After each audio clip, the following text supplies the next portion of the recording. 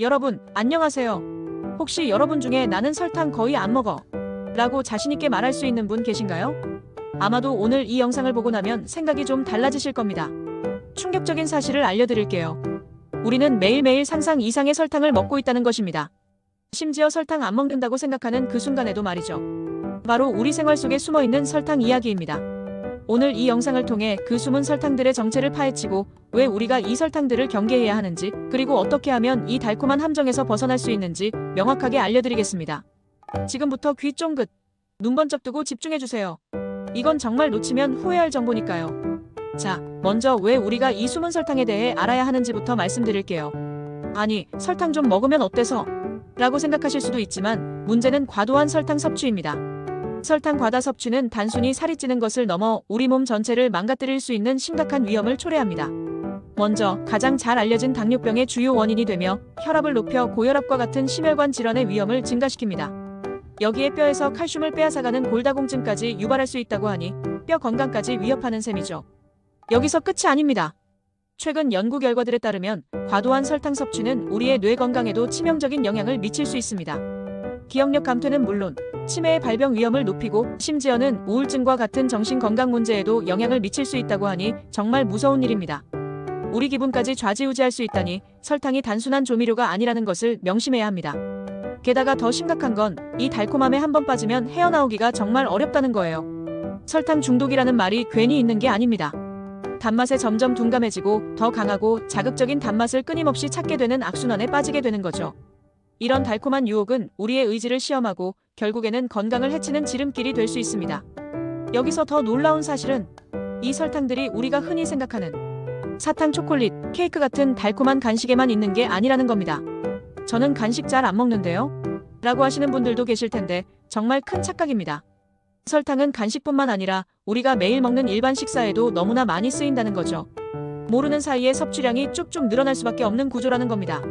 제조사들은 제품의 맛을 좋게 하고 유통기한을 늘리기 위해 설탕을 아주 교묘하게 사용하고 있어요. 그러니 이제부터 제가 알려드리는 숨은 설탕의 주범들을 잘 기억해 두셔야 합니다. 여러분이 예상치 못한 곳에서 이 달콤한 악마들이 숨어 있을 수 있다는 사실, 정말 기가 막힐 노릇이죠? 이제부터 그 베일을 벗겨드리겠습니다. 그럼 이제부터 여러분을 충격과 경악에 빠뜨릴 일상 속 숨은 설탕 함유식품들을 하나씩 공개하겠습니다. 이 리스트를 보면 아마 내가 이걸 이렇게 많이 먹었단 말이야? 라며 뒷목 잡으실 수도 있습니다. 첫 번째 용의자는 바로 건강을 위해 먹는다고 생각했던 샐러드 드레싱입니다. 샐러드, 다이어트 음식의 대명사 아닙니까? 신선한 채소와 함께 먹으면 무조건 건강에 좋을 거라고 생각하셨죠? 그런데 마트에서 파는 시판 드레싱 뒷면 영양성분표를 확인해 보셨나요? 거기에 들어있는 설탕량을 보면 정말 깜짝 놀라실 겁니다. 특히 저지방이나 무지방이라고 광고하는 제품들이 오히려 맛을 위해 설탕을 더 많이 첨가하는 경우가 허다합니다. 지방을 줄인 대신 설탕으로 맛을 낸다는 거죠. 다이어트 하려다 오히려 설탕 폭탄 맞는 수가 있으니 꼭 영양성분표를 꼼꼼히 확인하는 습관을 들이세요. 두 번째는 주방의 필수품이자 우리 식탁에서 절대 빠질 수 없는 각종 소스류입니다. 고추장, 굴소스, 케첩, 바비큐 소스, 심지어 돈가스 소스나 스테이크 소스까지 여러분의 냉장고에도 분명히 한두 개쯤은 있을 거예요. 이 소스들이 음식의 맛을 살려주는 1등 공신이자 감칠맛의 비결이지만 그 안에는 생각보다 어마어마한 양의 설탕이 숨어 있습니다. 특히 우리가 즐겨 먹는 매콤달콤한 떡볶이나 닭갈비 혹은 불고기 같은 음식에 들어가는 소스들은 말할 것도 없죠.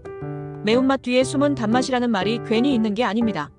이 소스들이 없다면 맛이 허전하게 느껴질 정도로 우리의 미각은 이미 설탕에 길들여져 있을 수 있습니다.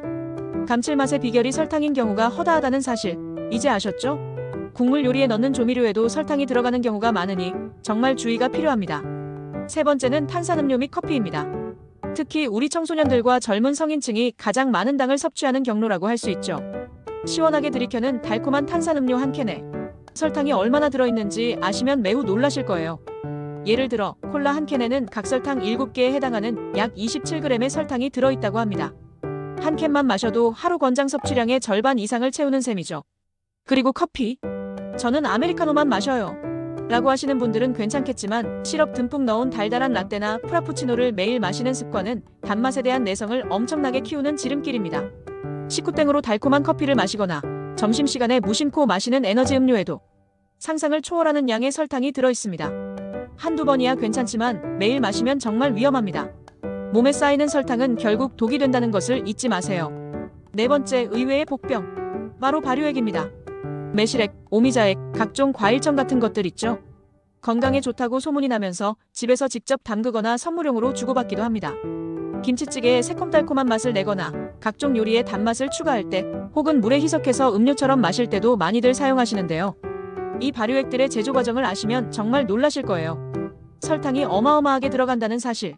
설탕과 과일을 1:1 비율로 넣고 발효시키는 경우가 대부분입니다. 천연이라는 이름 뒤에 숨겨진 설탕의 존재를 간과해서는 안 됩니다. 건강에 좋다고 해서 무조건 많이 드시면 안 되는 이유가 바로 여기에 있습니다. 건강을 생각해서 먹은 것이 오히려 설탕 섭취량을 늘리는 아이러니한 상황이 발생할 수 있습니다. 마지막으로 가공식품 전반입니다. 우리가 마트에서 흔히 구매하는 대부분의 가공식품에는 알게 모르게 설탕이 잔뜩 들어있습니다. 식빵, 시리얼, 요구르트, 심지어 밥 반찬으로 먹는 밑반찬이나 김치 등에도 당분이 첨가되는 경우가 많아요. 설마 이것까지? 싶을 정도로 다양한 제품에 설탕이 들어갑니다. 식품표기법상 첨가당의 용량을 정확히 알 수 없는 경우가 많아 더욱 경계해야 하죠. 하지만 그렇다고 아예 안 먹을 수는 없으니 제품 포장지의 영양 정보를 꼼꼼히 확인하는 습관을 들이는 것이 중요합니다. 특히 당류 함량을 꼭 확인하세요. 심지어 비빔밥에 설탕을 넣어 드시는 분들도 계시다는 사실. 정말 놀랍지 않습니까? 이런 작은 습관들이 모여 어마어마한 양의 설탕을 우리 몸에 쌓이게 하는 겁니다. 그렇다면 우리는 이 숨은 설탕의 공격에서 어떻게 벗어날 수 있을까요? 포기하지 마세요. 실망하지 마세요. 제가 명쾌한 해결책을 제시해드리겠습니다. 여러분의 건강한 식생활을 위한 실질적인 팁들을 공개합니다. 첫째, WHO 권장 섭취량을 기억하세요. 세계보건기구에서는 가공식품을 통한 1일 당 섭취 기준량을 하루 섭취열량의 10%인 50g 이하로 권장하고 있습니다. 더 건강하게 지내고 싶다면 25g 이하로 줄이는 것이 좋다고 합니다. 25g도 각설탕 약 8개 정도나 된답니다. 우리가 평소에 얼마나 많은 설탕을 무심코 먹고 있었는지 이제는 감이 오시죠? 이 기준을 항상 머릿속에 넣어두고 음식을 선택하는 것이 중요합니다. 둘째, 식습관 개선에 힘쓰세요. 단맛에 대한 의존성을 줄이는 것이 핵심입니다. 처음에는 힘들겠지만 우리는 적응의 동물입니다. 조금씩 설탕 섭취량을 줄여나가다 보면 어느새 단맛 없이도 음식 본연의 맛을 즐길 수 있게 될 겁니다. 설탕 없이도 이렇게 맛있었어? 라고 놀라게 될지도 모릅니다. 커피에 시럽 넣는 대신 우유만 넣거나 탄산음료 대신 물이나 탄산수를 마시는 작은 변화부터 시작해보세요. 물이나 탄산수에 레몬 슬라이스나 민트잎을 넣어 마시면 더욱 상큼하게 즐길 수 있습니다. 이런 작은 습관들이 모여 큰 변화를 만들어낼 겁니다. 셋째, 가공식품 선택 시 주의입니다. 이제부터 마트에 가면 제품의 앞면만 보고 현혹되지 마세요. 뒷면의 영양성분표부터 꼼꼼히 확인하는 습관을 들이세요. 당 함량이 낮은 제품을 선택하는 것이 중요합니다. 같은 종류의 제품이라도 브랜드마다 당 함량이 천차만별인 경우가 많으니 조금 귀찮더라도 비교해보고 고르는 지혜가 필요합니다. 특히 무설탕이라고 적힌 제품이라도 다른 형태의 당이 들어있을 수 있으니 성분표를 끝까지 확인하는 꼼꼼함이 필요합니다. 넷째, 드레싱 및 소스는 직접 만들어보세요.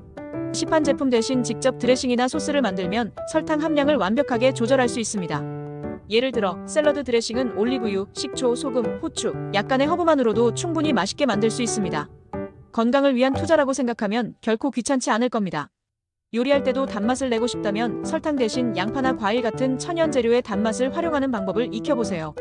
요리의 풍미도 살리고 건강까지 챙길 수 있는 일석이조의 효과를 누릴 수 있습니다. 마지막으로 첨가당을 피하는 것이 가장 중요합니다.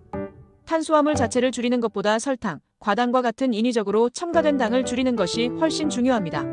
자연에서 얻은 과일이나 채소에 있는 당은 우리 몸에 필요한 영양분과 섬유질이 함께 들어있어 괜찮지만 가공 과정에서 인공적으로 추가된 설탕은 우리 몸에 불필요한 부담을 주고 혈당을 급격히 올려 건강에 해롭습니다. 식품 성분표에서 설탕, 액상과당, 콘시럽, 포도당, 엿당 등의 단어가 보인다면 일단 경계심을 가져야 합니다. 여러분, 사실 이 설탕 문제는 전 세계적인 이슈이기도 합니다. 영국 같은 일부 국가에서는 비만율을 줄이기 위해 설탕 함유량이 높은 음료에 설탕세를 부과하는 운동까지 벌어지고 있습니다. 그만큼 설탕 과다 섭취가 단순히 개인의 문제를 넘어 국가적인 보건 문제로 인식되고 있다는 반증이겠죠. 물론 제로칼로리 음료에 사용되는 인공 감미료도 설탕의 대안이 될 수 있지만 장기적인 건강에 미치는 영향에 대해서는 아직 논란이 많으니 현명하게 판단하셔야 합니다. 무조건 맹신하기보다는 전문가의 의견을 참고하고 자신의 몸에 맞는 선택을 하는 것이 중요합니다. 오늘 우리는 나는 설탕 안 먹어라고 착각했던 우리의 생활 속 숨은 설탕들의 충격적인 진실을 마주했습니다. 하지만 걱정하지 마세요. 오늘 제가 알려드린 팁들을 꾸준히 실천한다면 충분히 이 달콤한 함정에서 벗어나 더 건강하고 활기찬 삶을 누릴 수 있습니다. 숨은 설탕을 경계하고 건강한 식습관을 통해 더 활기찬 삶을 누리시길 바랍니다. 이 영상이 여러분의 건강한 삶에 작은 도움이 되었기를 진심으로 바랍니다. 다음번에도 유익하고 재미있는 정보로 다시 찾아오겠습니다. 구독과 좋아요, 알림 설정 잊지 마세요. 여러분의 건강한 삶을 항상 응원하겠습니다. 감사합니다. 다음에 다시 만나요. 제발.